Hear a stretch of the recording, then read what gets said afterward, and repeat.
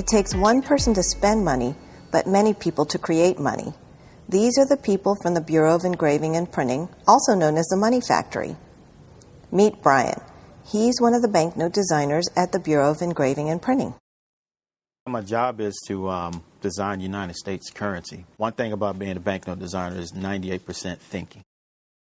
You have to think about what you're going to do and think about whether it's going to work when it gets on the press. The easiest approach about designing a bill is a big puzzle. You take different pieces and aspects of America or different things and you piece it together to come up with one united, almost like a story. Different icons such as the eagle, because I know we hand draw those, and to end up seeing it on a note is pretty awesome because it's like your artwork's all over the world.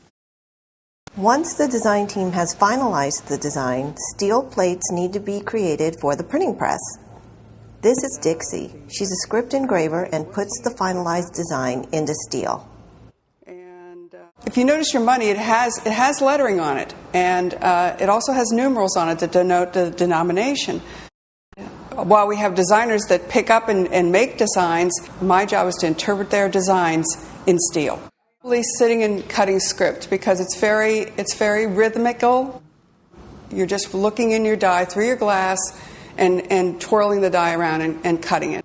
There's not too many artists that can say they've had their work replicated billions of times. Once the plates are created, the money starts being printed.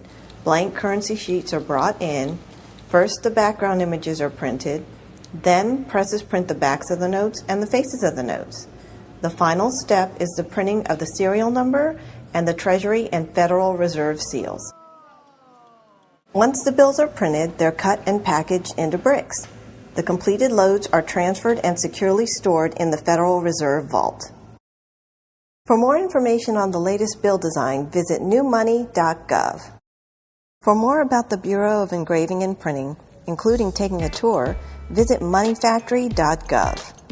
For more information on money and more, visit kids.gov.